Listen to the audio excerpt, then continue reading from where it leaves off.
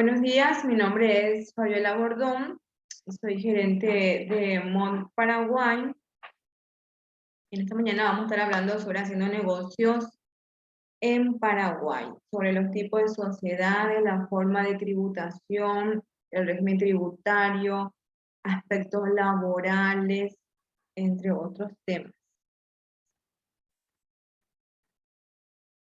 Para dar inicio a esto vamos a dar una pequeña introducción de lo que es nuestra legislación en la Constitución Nacional, en estos artículos, que es el 42 y el artículo 107, que consagra la libertad de asociación con fines lícitos y el derecho de toda persona a dedicarse a la actividad económica lícita de su preferencia. Esta disposición establece el marco dentro del cual debemos introducirnos al estudio de las sociedades. En efecto, si bien es cierto que una sola persona puede perfectamente dedicarse a la actividad económica de su preferencia, también debemos tener presente que varias personas pueden colaborar y participar realizando en conjunto una determinada actividad. Bueno, también lo pueden hacer una sola persona. Podría ser una empresa individual de responsabilidad limitada. O sea, hablamos de una sola persona. Ahora tenemos una nueva forma de constituir también las sociedades, que son las EAS. Son empresas por acciones simplificadas. Y también da esta facilidad de poder constituirlo a través de una sola persona. O también varias personas al ser una sociedad.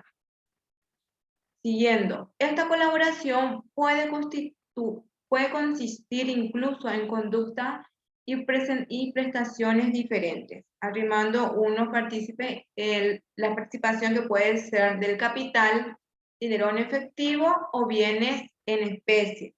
Un tercero determinado servicio, demás cosas a lo que puedan dedicarse.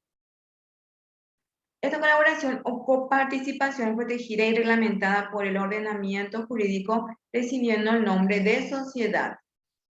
De estas consideraciones preliminares, puede ya percibirse la enorme importancia de las actividades en la vida actual. El desarrollo económico de nuestro tiempo impone la necesidad de las grandes empresas, ya sean bancos, supermercados, a estructurarse de una forma de sociedad. Ya, podría ser una sociedad anónima o una SRL, que vamos a comentar en el desarrollo de este webinar. Debido a que la reunión de los grandes capitales para la construcción solo puede lograrse a través de la asociación de una pluralidad de personas, ya, más de una persona, dos personas, ya, la participación de varios socios accionistas. Bueno, tenemos los tipos societarios y otros contribuyentes.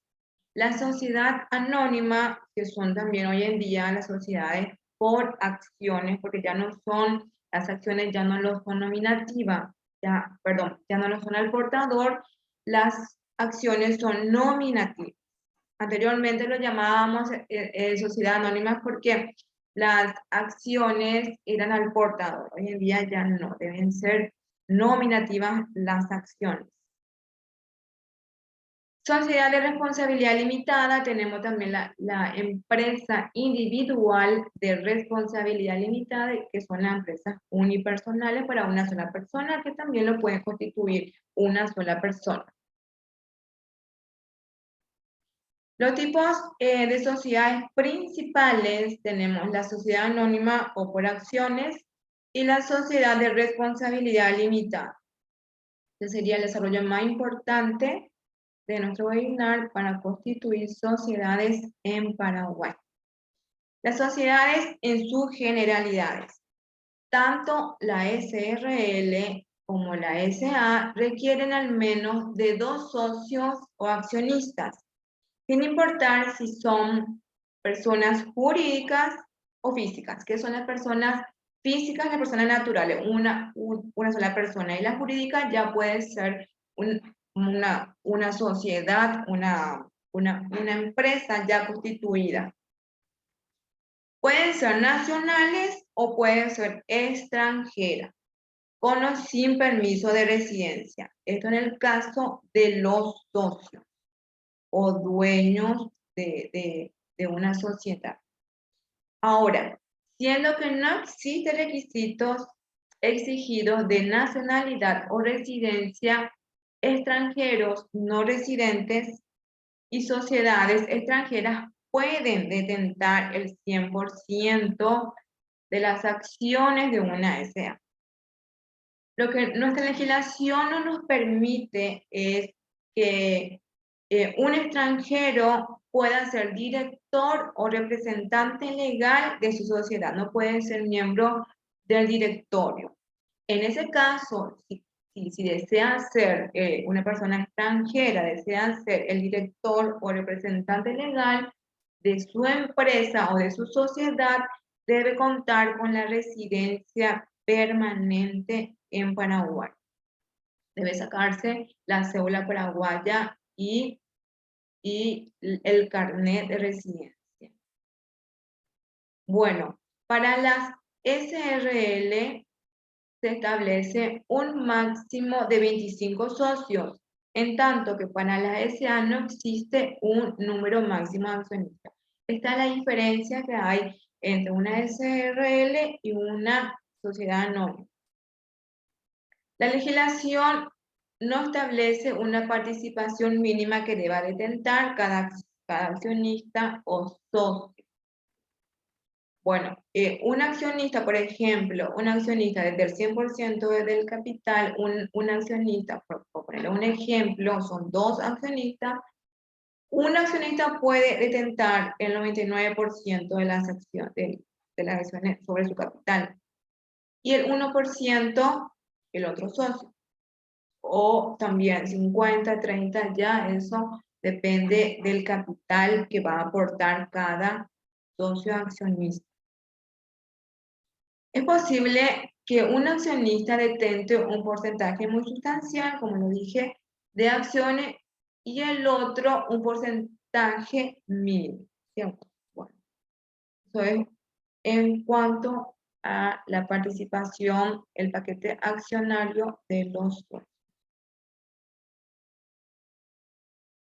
En cuanto a la administración y representación está a cargo de uno o más gerentes para la SRL y de uno o más directores para las SA. Los administradores son gerente o director. Pueden ser extranjeros, pero deben contar con el permiso de residencia. Eso le da posibilidad de que puedan ser representante legal o director de la sociedad al contar con el permiso de residencia, al contar con el carnet de residencia y su posterior trámite que es la cédula paraguaya con residencia permanente en Paraguay. Los directores pueden ser reelectos indefinidamente y su designación es revocable en cualquier momento por resolución de la Asamblea. La Asamblea sería el órgano máximo con respecto a las decisiones que vayan tomando los socios, los accionistas.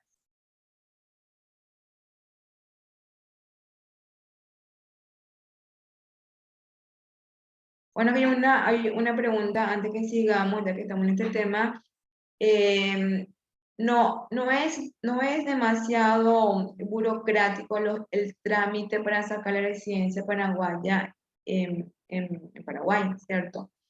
El trámite lleva una duración aproximadamente de 3 meses, dándole un seguimiento muy puntual a eso. 3 meses. Y contar con los requisitos, los documentos, personales de la persona, su documento de identidad, si es casado, traer su certificado de matrimonio, certificado de nacimiento,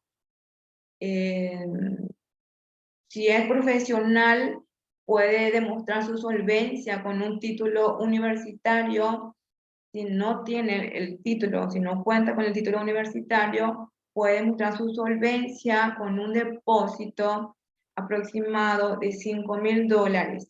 Ya concluido el trámite, eso, la persona del extranjero retira el dinero una vez que esté terminado el trámite. Bueno, espero haber contestado la pregunta. Siguiendo, los administradores responden en forma solidaria e ilimitada ante la sociedad. Los accionistas y terceros, sin inejecución o mal desempeño del mandato, violación de la ley, de los estatutos sociales y perjuicios causados por dolo, culpa grave y abuso de facultades. Bueno, estas son las responsabilidades de los directores que llevan a cargo la administración de la sociedad. Perfecto. Sigamos.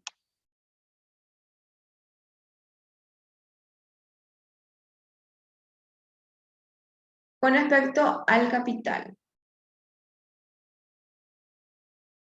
El capital, el capital social nos indica para conformar una sociedad.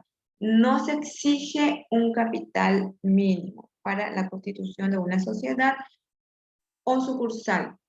Es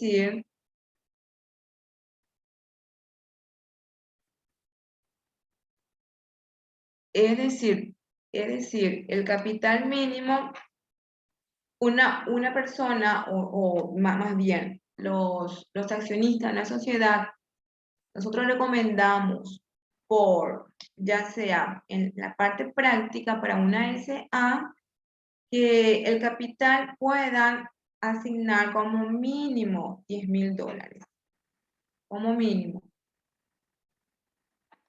El capital debe integrarse, debe suscribirse íntegramente en el acto constitutivo. Los aportes pueden ser en especie, que deberán integrarse totalmente en el acto constitutivo. ¿Qué sería el acto constitutivo? En el momento de firmar la escritura pública ante un escribano o notario. En la CCRL, los aportes en dinero deben integrarse en un 50% como mínimo en el acto constitutivo y completarse en un plazo de 2 años. Es decir, el capital social que una SRL, por decirlo, aporta un capital de $10.000, ese 50%, los $5.000, debe depositarlo en el Banco Nacional de Fomento hasta concluir el trámite de inscripción de la SRL.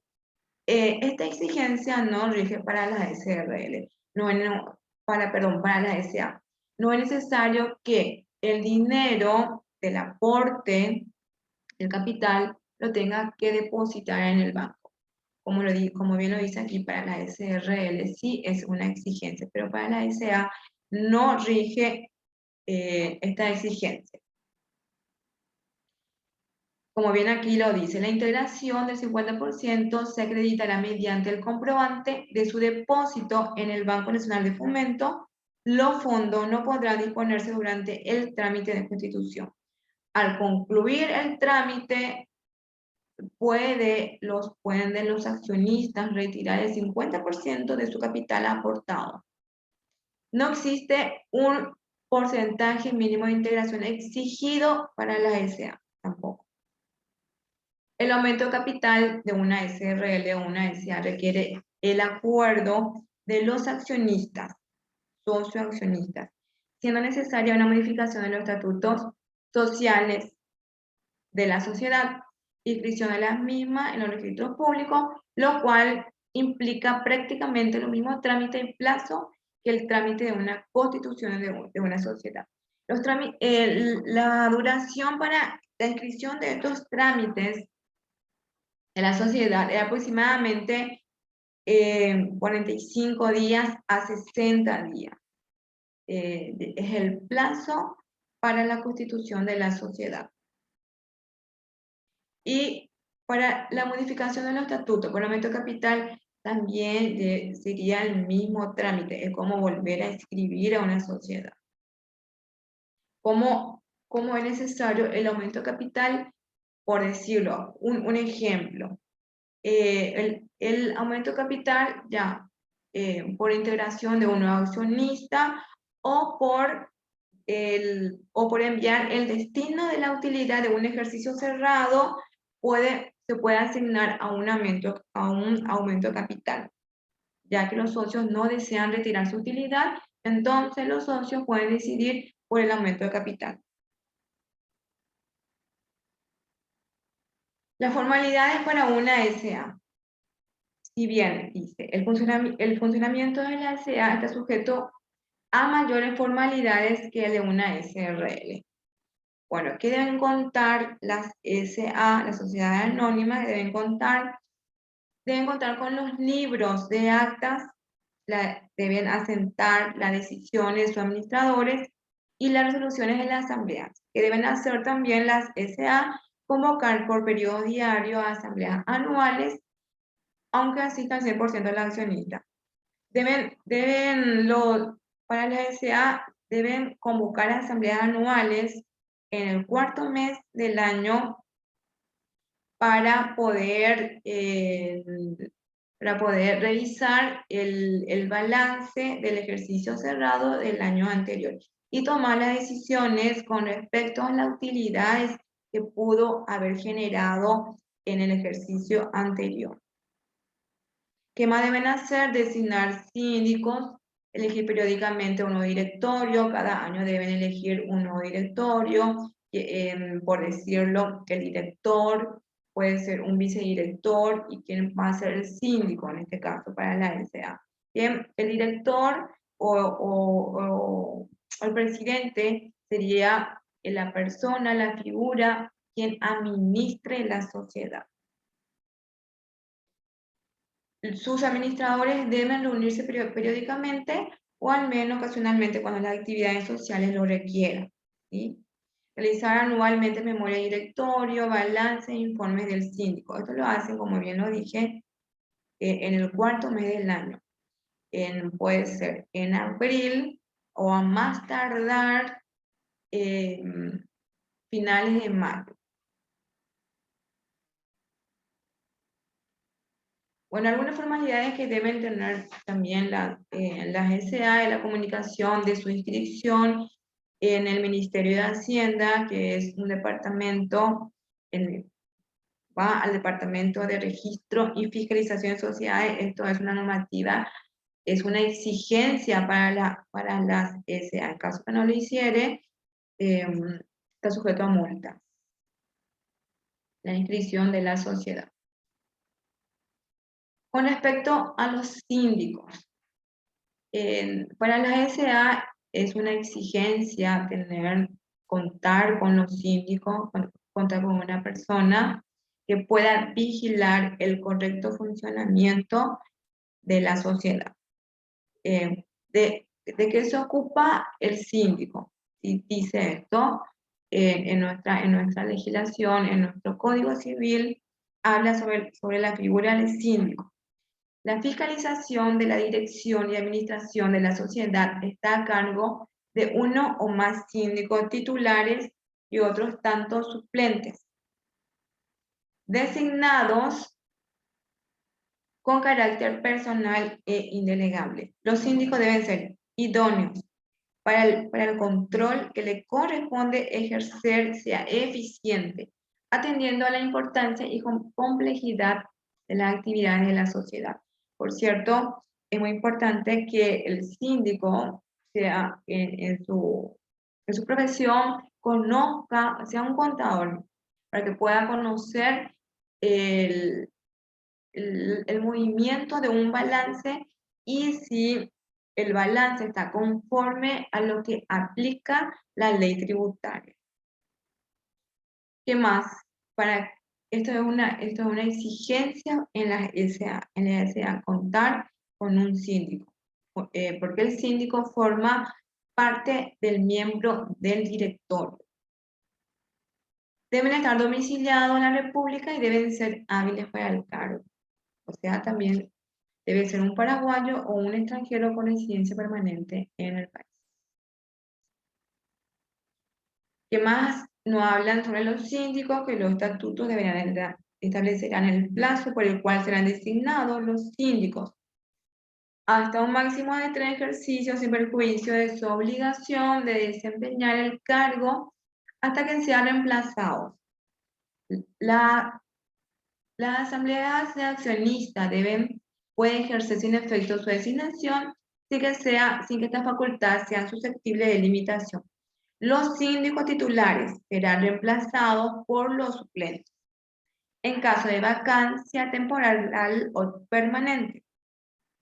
No siendo posible la sustitución, el directorio convocará de inmediato a la asamblea para que haga las designaciones a fin de completar el periodo. Bueno, esto en el caso de que el síndico titular deje vacante el cargo, asume el síndico suplente. Es por eso, para el momento de conformar la sociedad anónima, deben establecer los miembros del directorio. ¿Por qué? Porque los miembros del directorio sería la primera conformación en el estatuto social al momento de la constitución de la sociedad. Ya viene el nombramiento del primer directorio.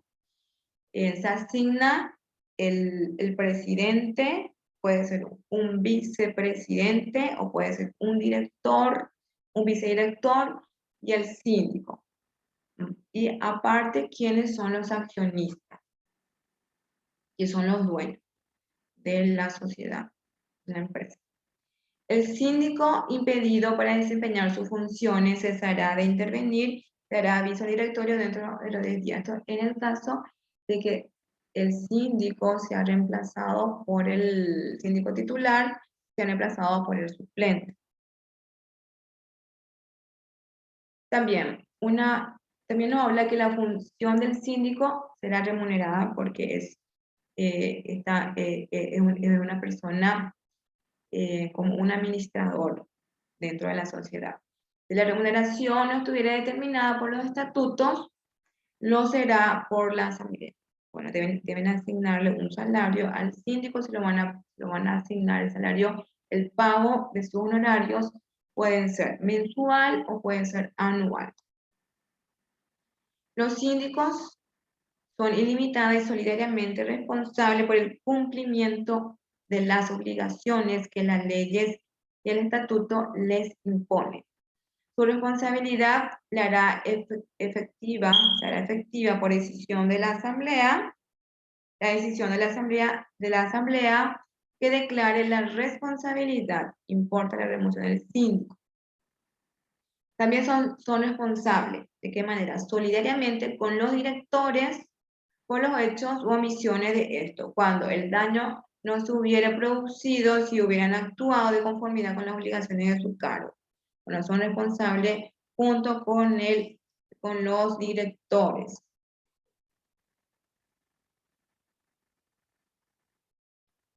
Bueno, sigamos con la figura del síndico. Dice que no van a poder ser síndicos los directores, gerentes y empleados de la misma sociedad.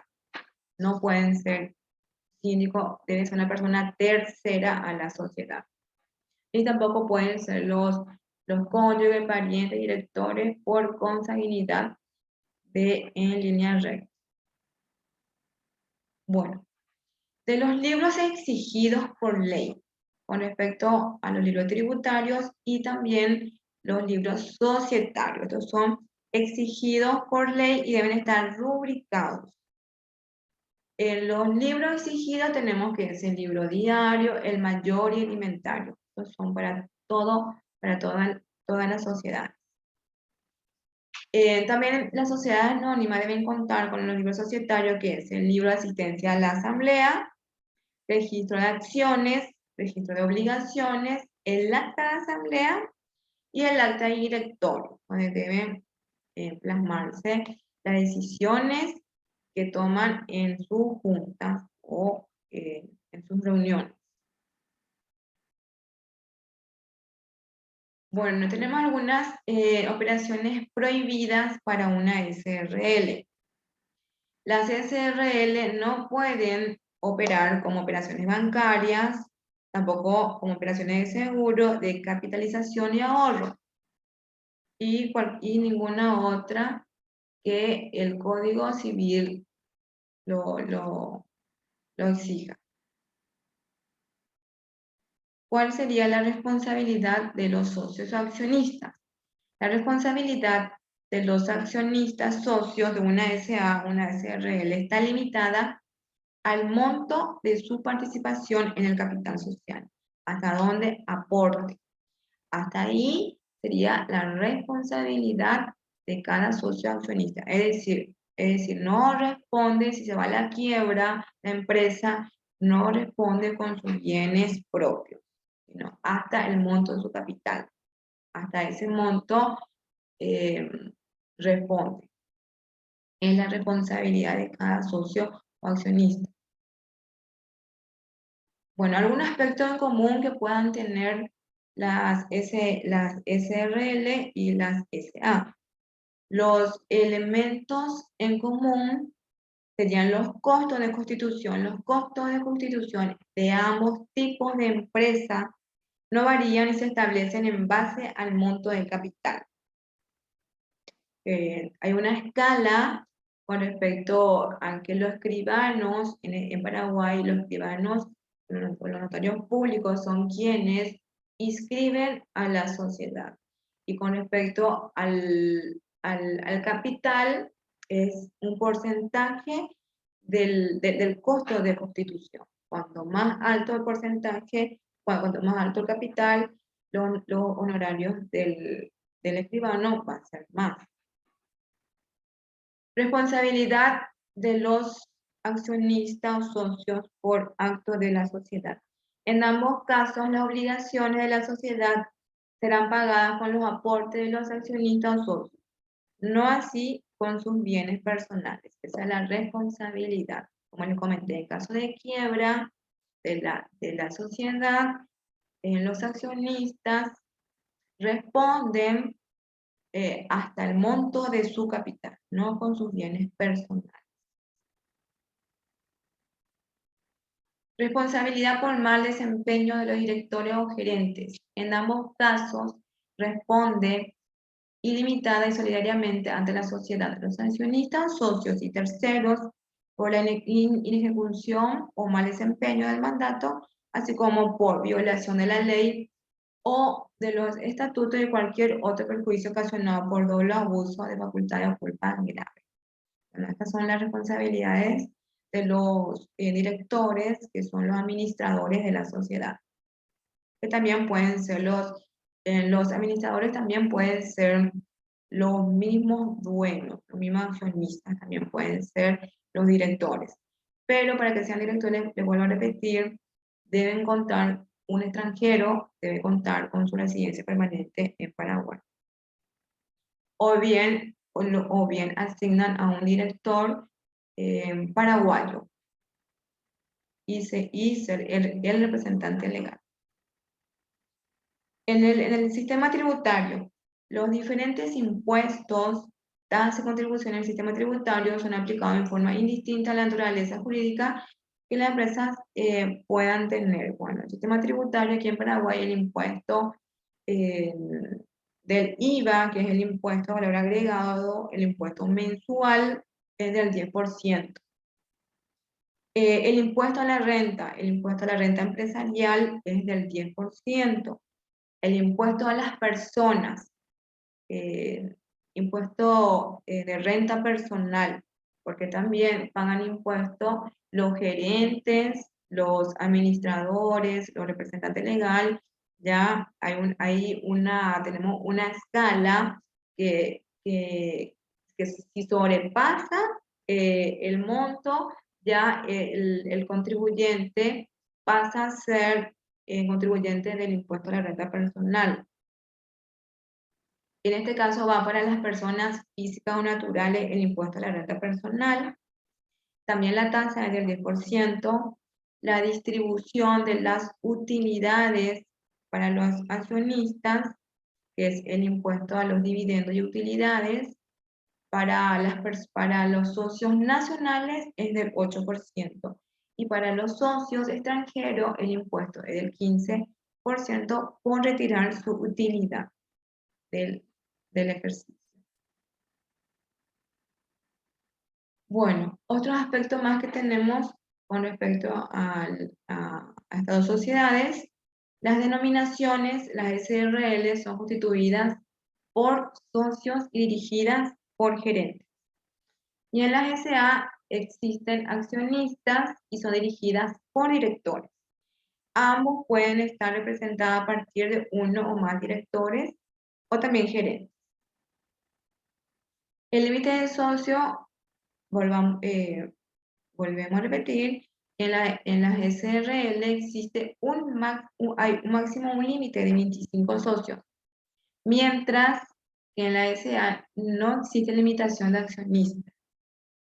Con respecto a la integración del capital, volvemos a repetir que en las SRL los aportes de dinero que se realicen para la integración del capital deben estar 50% depositado en un banco oficial al momento de la constitución de la sociedad. Como habíamos dicho, el banco quien recoge y en donde se debe depositar el 50% del capital de una SRL es en el Banco Nacional de Fomento. El 50% restante deberá integrarse en un plazo de 2 años. También lo pueden hacer así, contar con el 50% de su capital y depositar el otro 50%. Si no puede integrarlo después de 2 años. En la SA no existe un requerimiento con respecto a los aportes en efectivo ni al plazo máximo para la integración del capital. Bueno, esa es la diferencia que existe entre una SRL y una SA.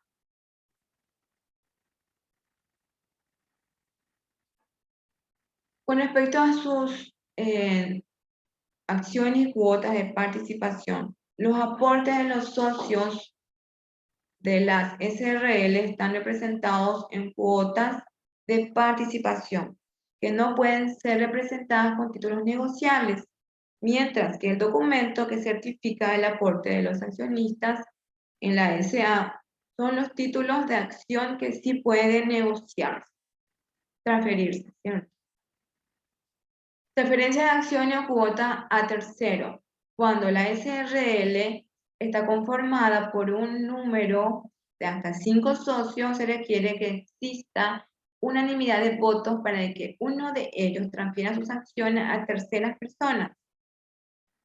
Deben ponerse de acuerdo los socios para poder transferir o vender las acciones a terceras personas fuera del paquete, fuera de la participación de los accionistas. En caso que tenga más de 5 socios, se requerirá el consentimiento de las 3/4 partes representadas del capital. En la SA no existe dicha obligación legal para la transferencia de acciones. Lo pueden hacer, se pueden transferir las acciones. Normalmente también una de las posibilidades que nosotros también le damos es que las sociedades se puedan conformar con accionistas nacionales. Luego lo hacemos la transferencia de acciones a los accionistas extranjeros. ¿Por qué? Porque para que los accionistas extranjeros, ya que no van a poder participar en el acto constitutivo, en firmar la escritura pública, deben enviar un poder de representación. En este caso, entonces, para obviar esta situación, nosotros como estudio, como profesionales, solemos constituir una sociedad con accionistas nacionales y luego transferir las acciones a los accionistas extranjeros, propiamente. Bueno, normalmente existe una cláusula establecida de común acuerdo donde las acciones deben ser ofrecidas primero a los demás accionistas y si ninguno requiere comprar, puede vender a terceros. Esto es conocido como derecho de preferencia. Bueno, esto en el caso de que los accionistas deciden vender sus acciones, primeramente deben comunicar a los accionistas propios de la empresa. Si no lo quieren, como bien lo dice, se ofrece a terceras personas. La formalidad de la transferencia de acciones u cuotas. La cuota de participación deben estar transferidas únicamente mediante escritura pública, mientras que los títulos de las acciones pueden transferirse también mediante endoso. Con respecto a las asambleas anuales, las SRL, a diferencia de la SA, no requiere la realización de asambleas anuales para la aprobación del balance y designación de autoridades. Bien, como les comenté, la SA se reúnen de manera obligatoria en el cuarto mes del año para asignar autoridades, para designar a los nuevos miembros del directorio o darle continuidad a los ya convocados o, en este caso, aprobados. La forma de convocatoria para asambleas. En las SRL solo se requiere la notificación personal a los socios, mientras que en la SA es necesario realizar la convocatoria mediante publicaciones en diarios de gran circulación, además de la obligatoriedad de realizar la comunicación en Abogacía al Tesoro, que Abogacía al Tesoro es un departamento del Ministerio de Hacienda, se encarga de la fiscalización de las sociedades. Bueno, visto todo lo anterior, los dos tipos de sociedades, que son las SA y las SRL, que son ya las maneras tradicionales, ya más antiguas, y ahora tenemos una nueva manera, una nueva forma de constituir sociedades, ya sea para personas físicas, una sola persona física, o también varias personas físicas o jurídicas. Como bien estaba al comienzo de mi exposición, les comenté que tenemos una nueva figura jurídica que son las EAS. Vamos a estar desarrollando sobre este tipo de sociedades que también tienen algunas ventajas, ya que es muy nueva, se reglamentó en pandemia. En el año 2020, fue reglamentada en el 2021. Hoy en día vamos conociendo sobre este tipo de sociedades. Tiene ciertas desventajas, como también la ventaja de esta manera de conformar y de constituir serían los trámites, el plazo de los trámites. Esa es la facilidad que nos da nuestra nueva legislación. Bueno, continuamos. A diferencia de los tipos societarios existentes, la legislación paraguaya, la EAS, que son las empresas por acciones simplificadas, podrá ser constituida por una sola persona, aunque también puede ser más de una, que son personas naturales o físicas o jurídicas. La EA unipersonal no podrá constituirse ni participar en otra EAS unipersonal. Bueno, estas son ciertos impedimentos a tener en cuenta para constituir este tipo de figura jurídica.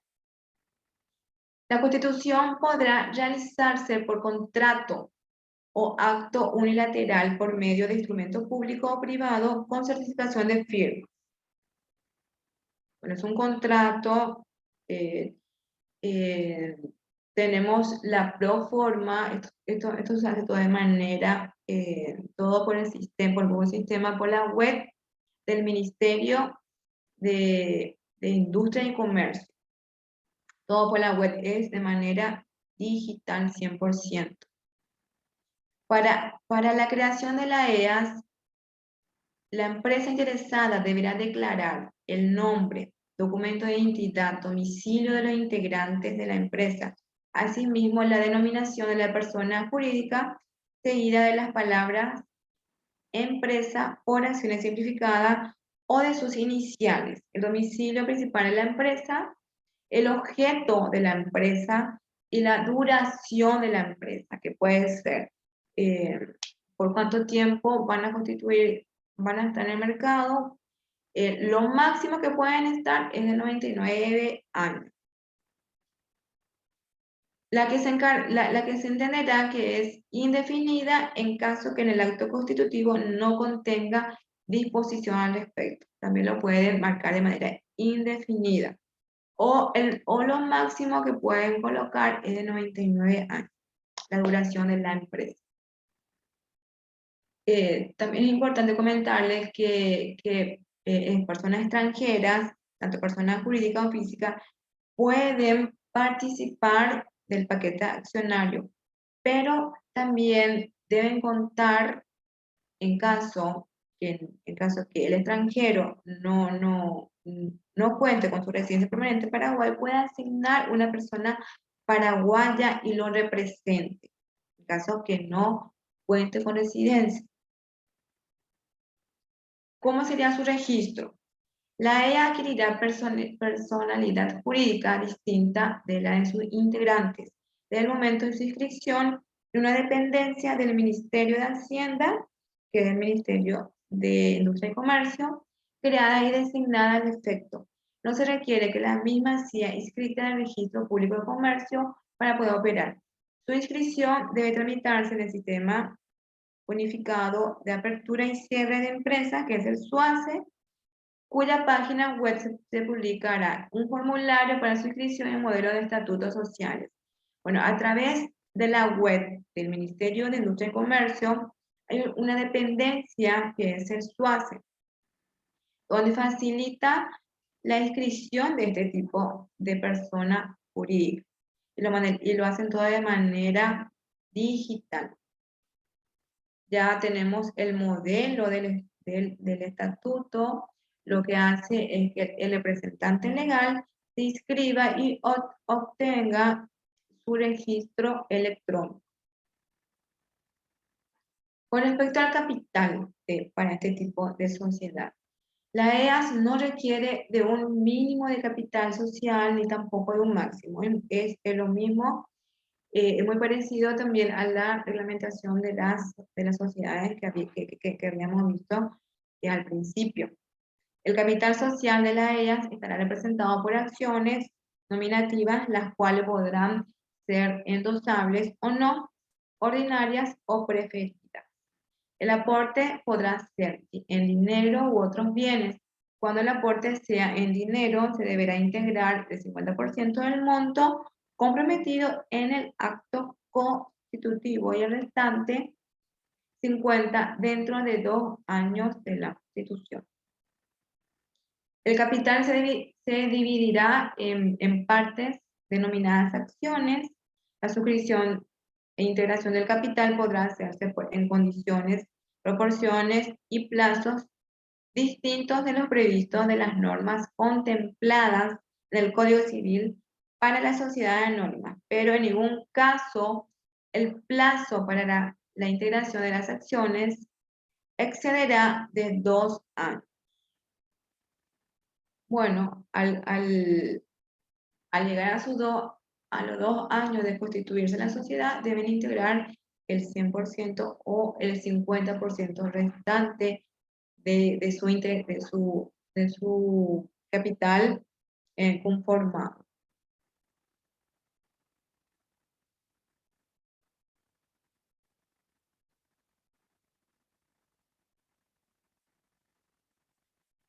Bueno, vamos a hablar sobre los tratamientos que se tienen para en el aspecto laboral. En el aspecto laboral, ya cuando una empresa va a contratar empleados, debemos regirnos por el código laboral. ¿Qué nos comenta con respecto al al régimen laboral, es importante destacar que las personas físicas y jurídicas que fungen de patrones, la relación obrero-patronal entre personas, ya sea entre el empleador y el empleado, deben tener en cuenta que el derecho laboral tiene por función principal la regulación de la relación de las partes que forman parte del contrato laboral. Al momento de contratar, desde el primer día que va a ingresar una persona a trabajar bajo dependencia, lo deben registrar y firmar el contrato, y también la inscripción en el seguro social, que es el aporte al Instituto de Previsión Social, que le estaré comentando los porcentajes de los aportes, tanto para el empleador y para el empleado. En efecto, la definición doctrinaria del derecho laboral establece que si en esta ciencia se regula la relación del empleado con el patrón y de esto con el Estado. Es una exigencia de que los empleados en nómina estén cubiertos por el seguro social. Es de extrema importancia tener una concepción clara de este tema usando la metodología sencilla. Bueno, vamos más allá sobre los aportes. Con respecto a los permisos de maternidad y lactancia para las mujeres, la mujer que debe contar con su permiso de maternidad, que aproximadamente 4 o 3 meses, esto cuando la empleada obtenga su permiso de maternidad, la empresa no le da la licencia a la empleada y quien se ocupa de pagarle el sueldo es el Instituto de Previsión Social, no así la empresa. Pero sí debe contar con su licencia, con su permiso de maternidad por ese lapso de maternidad y lactancia, que va aproximadamente en 2 o 3 meses. ¿Cuáles son los aportes a este seguro social? Por parte del empleador, que es el patrón, el aporte es del 16,5% sobre el salario de cada empleado. Y el empleado aporta un 9%. Es lo que se retiene al empleado y se deposita, se aporta al Instituto de Previsión Social, IPS. Hablemos qué es el aporte, porque el aporte es lo declarado en el Instituto de Previsión Social. ¿Qué es el aporte? Es la suma de dinero que obligatoriamente por ley de manera mensual deben pagar al Instituto de Previsión Social los empleadores y trabajadores sobre el salario para que éste tenga derecho a las prestaciones que otorga el Seguro Social. Bueno, que otorga el Seguro Social, la asistencia médica y la jubilación del empleado. El Seguro Social es un derecho de los trabajadores y es una obligación de la patronal, que son los empleadores, cumplir con este derecho. Para poner la definición del salario, para nosotros es importante porque para el aporte obrero patronal, todo es salario menos la bonificación. ¿Qué es la bonificación? La bonificación familiar por cada hijo menor que pueda tener el empleado. Y el aguinaldo, ¿y qué es el aguinaldo? Que es un sueldo más percibido a fin de año antes del 31 de diciembre. El cálculo del aguinaldo es la suma de todo el salario que percibió en el año dividido 12. Sobre todo esto se debe aportar que es el salario, que se define como la remuneración total que recibe el trabajador de sus empleadores en dinero, especie, regalía, incluyendo lo que corresponde a trabajos extraordinarios. También también forma parte de su salario las horas extras. Suplemento de destajo, también las comisiones que puede haber percibido, sobresueldo, las gratificaciones, también las indemnizaciones por despido, premios, participación, dicho cualesquiera otras remuneraciones. Todo, sobre todo esto lo llamamos aporte y sobre todo esto se debe aportar tanto el empleador 16,5% y el empleado el 9%. Bien, la única excepción, el aguinaldo y la bonificación familiar establecida por ley, que por tanto no forman parte del salario. Luego, todo lo demás que perciba el empleado se debe aportar al Instituto de Previsión Social en su porcentaje correspondiente. Bueno, algo importante, si el empleador está obligado a comunicar la entrada al trabajador en el momento en que éste inicia su tarea dentro de la empresa, esto incluye el periodo de prueba, sí, del momento. El periodo de prueba para un empleado es de 2 meses.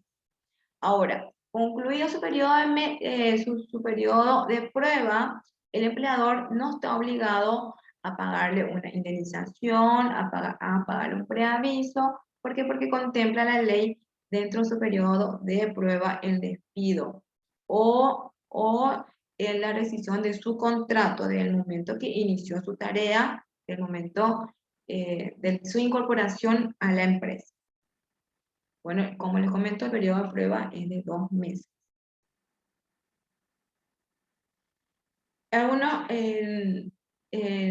Acá tenemos algunos datos importantes del código laboral, que le corresponde a cada empleado en periodo de vacaciones con respecto a su antigüedad. Un empleado con una antigüedad de 0 a 5 años les corresponde unas vacaciones de 12 días hábiles. Una antigüedad de 6 a 10 años le corresponde 18 días y más de 10 años 30 días hábiles. Esto todo es regido por el Código Laboral. También tenemos otro dato importante a tener en cuenta, que las horas laborales que las establecidas por ley son de 48 horas semanal y pueden ser 8 horas diarias. Todo eso deben contemplarse en el contrato laboral. ¿Qué es el aguinaldo? El aguinaldo a fin de año, que es la 12ª parte del salario anual percibido. También un dato importante, el salario mínimo en la moneda local, que es el guaraní. Tenemos la declaración del salario mínimo en 2.289.324 en moneda local guaraní. Ahora, su equivalente en dólares es $352. Ese sería el salario mínimo que un empleado puede percibir. Que un empleado no calificado, ya un profesional, sí puede percibir 2 salarios mínimos, 3, 4 salarios mínimos. Y si es una persona ya de un alto cargo, ya recibe como 5 salarios mínimos.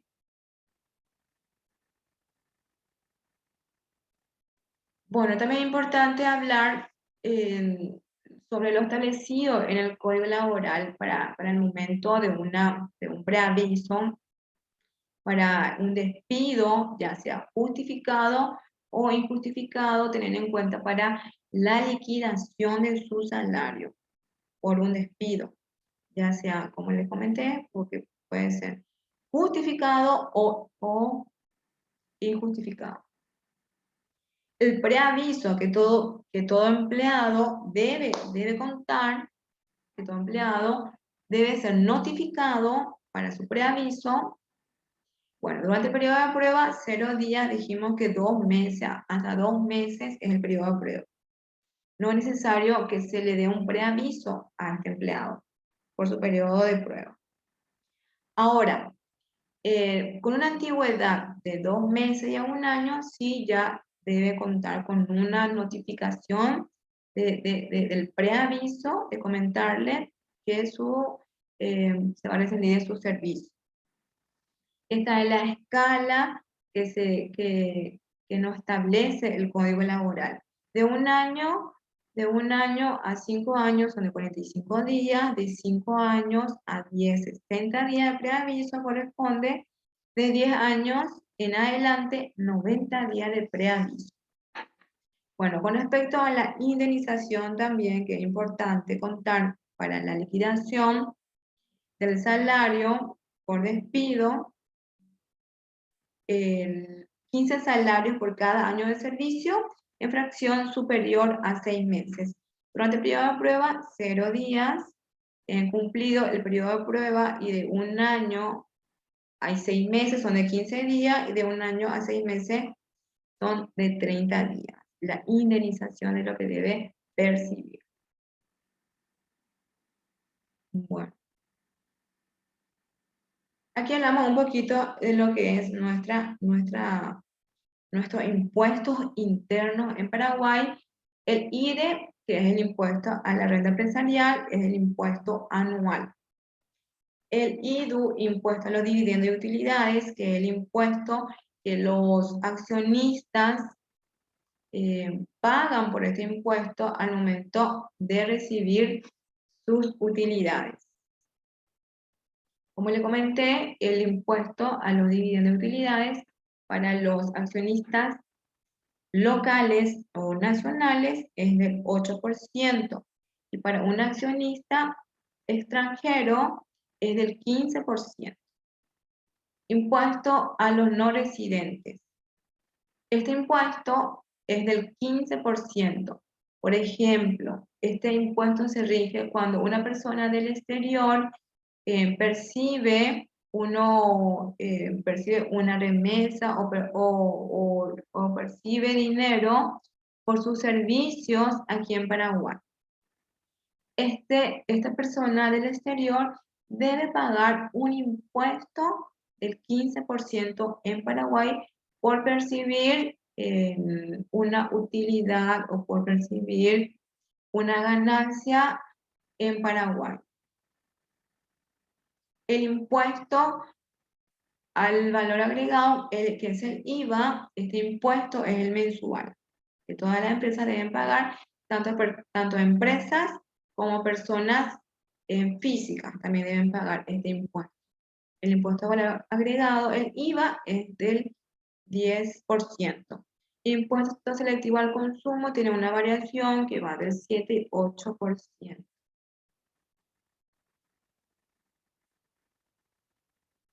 Bueno, vamos para considerar algunas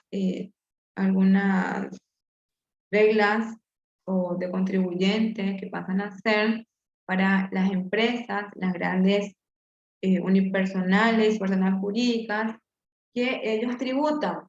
Estos tipos de contribuyentes van a tributar el IVA, el IRE general y el IDU. El IVA es el impuesto mensual, el IRE general es el impuesto anual, y el IDU también es el impuesto anual, que es el impuesto a los dividendos y utilidades al momento del cierre del ejercicio fiscal 31 de diciembre de cada año. Para las medianas empresas, las obligaciones tributarias de las medianas empresas son el IRE simple y el IVA. Todo esto corresponde respecto a los ingresos que va a tener cada empresa constituida. Y las pequeñas unipersonales es el IRE re simple. ¿Quiénes son las personas físicas? Las personas físicas van a tributar o van a ser contribuyentes de estos impuestos. El impuesto a la renta personal, también el IVA y el IDU, impuesto a los dividendos y utilidades. Bueno, para tener en cuenta los gastos que se pueden incluir o que se pueden descontar para el balance de las sociedades de empresas, que pueden ser todos los gastos que por la compra de mercadería, puede también incluir una compra o una venta de inmuebles, también puede dedicarse a eso. Dentro de las actividades comerciales que quiera dedicarse, se puede descontar todos sus gastos operativos.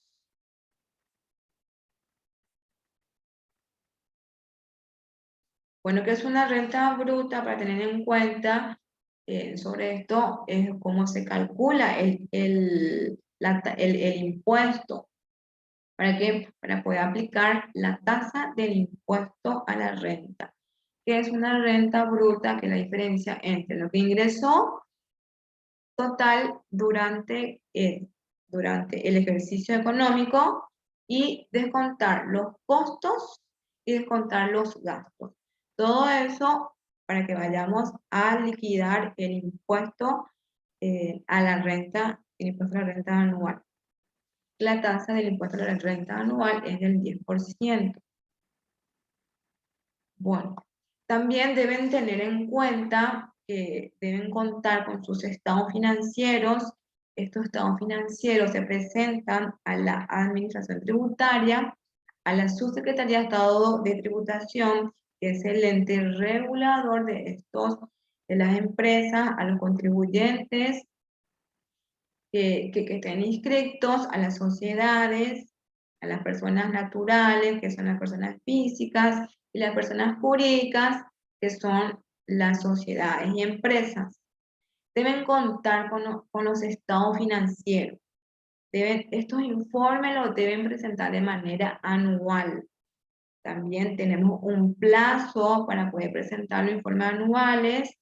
En caso que no lo presente, el contribuyente o la empresa va a estar bajo una contravención y no va a tener su cumplimiento tributario. Deben presentar un balance general, un estado de resultado, un flujo de efectivo, el estado de variación de patrimonio neto y nota de los estados contables. Todo esto compone el estado financiero que deben presentar a la Subsecretaría de Estado de Tributación.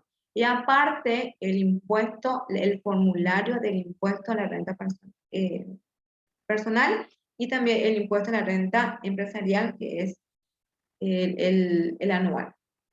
Perdón. Tenemos el IVA, que es el impuesto al valor agregado, el formulario 120, que es de presentación mensual, con respecto a la fecha de vencimiento de cada contribuyente. Esto se toma en cuenta el RUC, que es la identidad la identidad tributaria de cada contribuyente, ya sea de persona física o de persona jurídica. La terminación del RUC, cuando su terminación del RUC es del 0, su vencimiento es el 7 de cada mes. El 7 de cada mes, esta persona, ya sea jurídica o física, debe presentar todas sus obligaciones tributarias, ya sea el IVA, ya sea el IDU, ya sea el IRE o cualquier otro impuesto o cualquier otra obligación tributaria regida por la administración tributaria. Y esta es la escala sucesivamente, que de acuerdo a la terminación del RUC, debe presentar sus obligaciones tributarias a la SEP. Bueno, para dar un poquito más vamos terminando esta parte sobre la parte cambiaria en Paraguay, sobre las monedas, aspecto cambiario, sobre los valores. Hablamos sobre que durante la estabilidad de precios es actualmente el objetivo ampliamente aceptado de la política monetaria, basado en la evidencia internacional y la experiencia histórica, con una inflación baja y estable contribuye a lograr un crecimiento económico. Hablamos de los inversionistas, ¿sí? La ventaja y desventaja de un emisor. Para un emisor es una alternativa y complemento, el esquema de financiamiento vía banco permite optimizar la estructura financiera no dependiendo de una sola fuente de recursos. Se reduce el costo al evitar la intermediación financiera bancaria, las condiciones de financiamiento se adecuan a las necesidades específicas del emisor. En cuanto a plazo, la tasa de interés, amortización, modalidad de pago. Esto para el caso de cuáles son las ventajas para un emisor, ya sea de bono. También menciona, proyecta una imagen corporativa debido a que el público accede a la información sobre la sociedad. Para las casas de bolsa. Otra ventaja que podemos tener para el inversionista, mayor alternativa de inversión según el riesgo y rendimiento deseado. Los precios son formados por el libre juego de la oferta y la demanda en el mercado. Se puede diversificar la inversión por la variedad de instrumentos ofrecidos, mayor liquidez debido a que pueden ser negociados en el mercado secundario, asesoramiento a una casa de bolsa que orienta al inversionista en su decisión. Bueno. Control y supervisión del mercado, el cual se puede encontrar información para la toma de decisiones de inversión. En el caso que un inversionista desee comprar o adquirir bonos dentro del mercado paraguayo. Bueno, esto ha sido mi presentación sobre la manera de los puntos de hacer negocios en Paraguay. Aquí tenemos en la pantalla algunas oficinas, nuestras oficinas donde tenemos presencia, para que puedan conocer más sobre el grupo, sobre el grupo MON. Y este es mi correo electrónico para cualquier consulta que deseen hacer, más allá de los temas que necesiten por Paraguay, cualquier otro tema tributario, laboral o algún tema específico que deseen saber sobre Paraguay. Si tenemos algunas consultas aquí que deseen que se responda.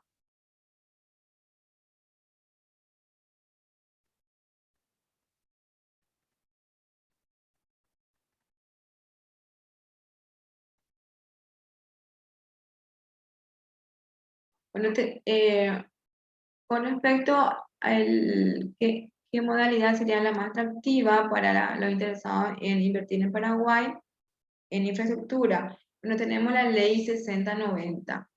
Esa es una ley muy que incentiva a los inversionistas a venir a Paraguay. Más adelante voy a estar hablando sobre este tipo de ley, la ley 6090. También había comentado sobre la ley de Maquila, que también es muy atractivo para los inversionistas o la persona del exterior que quiere venir a Paraguay, procesar la materia prima y para su exportación al exterior. Por ser un impuesto, la maquila es un impuesto muy bajo. Y tenemos la manera de constituirse por medio de la ley de maquila.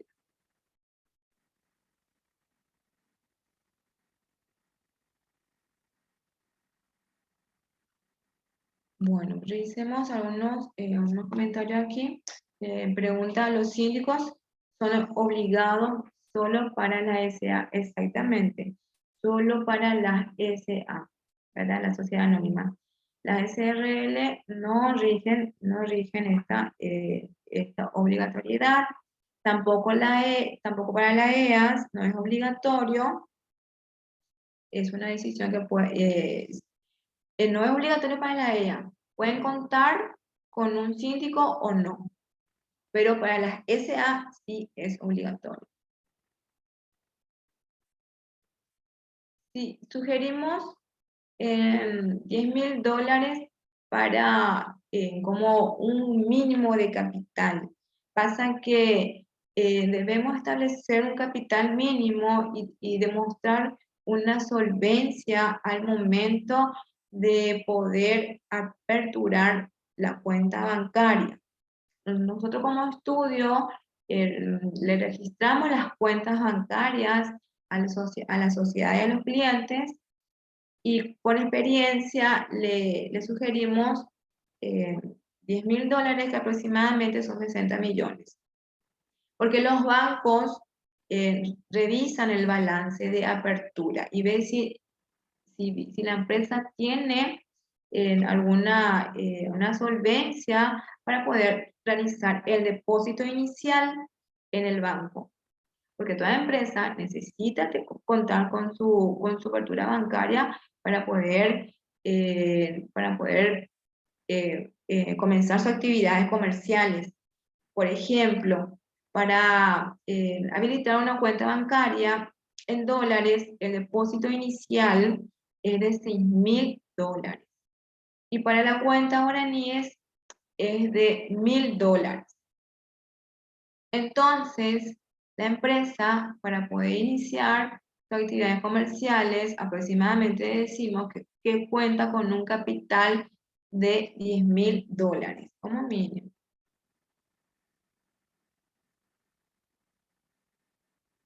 Bueno, una duda con respecto al impuesto a la renta a los no residentes. Una empresa del exterior ofrece servicios digitales a través de plataformas tales como Netflix, Spotify, deben pagar el 15% o un 4,5%. Directamente es el 4,5%. Pasa que el 15% es el impuesto. Pero para sacar la base, la base de lo que deben pagar es el 4,5% como impuesto a los no residentes.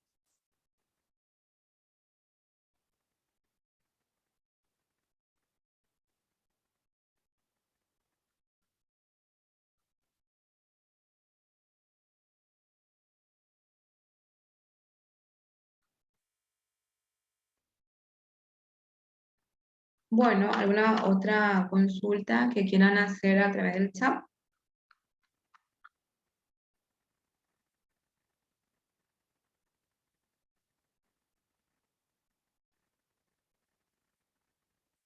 Bueno, como la dinámica de las reuniones de negocios en Paraguay, me refiero, por ejemplo, a si uno se junta a almorzar con un cliente, se habla primero de otras cosas y luego de negocios.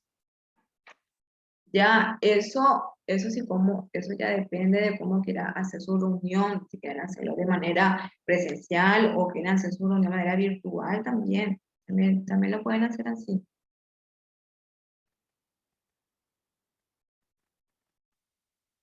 También lo pueden hacer de manera presencial, eh, invita a almorzar a un cliente, sí, totalmente, también es una manera de poder hacer negocio.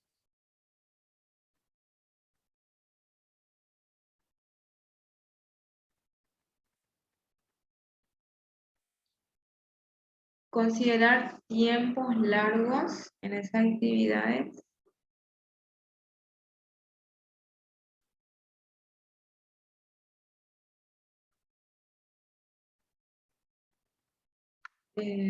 No sé a qué se refiere considerar tiempos largos en esas actividades.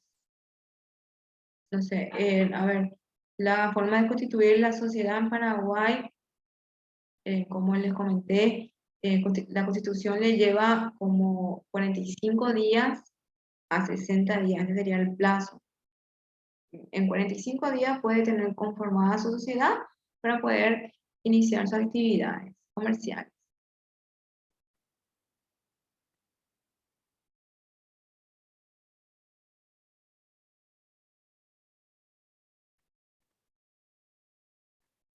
Bueno, las ventajas que puede tener con respecto al sector de infraestructura de Paraguay, tenemos la ley 6090 y después tenemos la que son las alianzas público-privadas que se pueden aliar.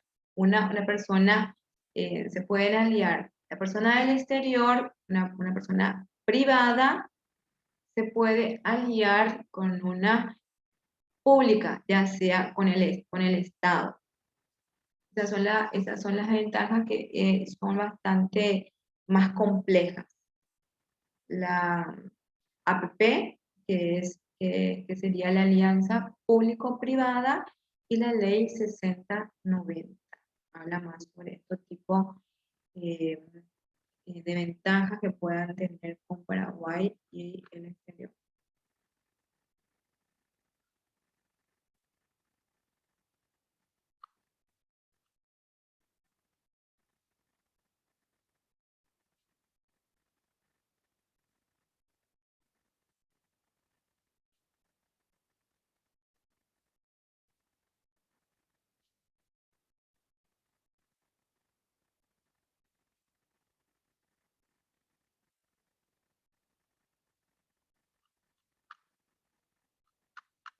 Bueno, ¿tenemos alguna consulta que quieran hacer por el chat?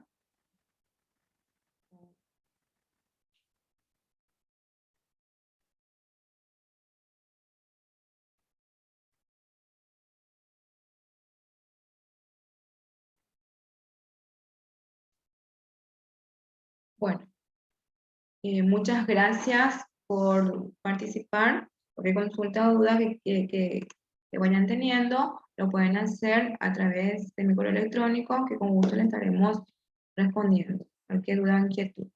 Muchas gracias por participar.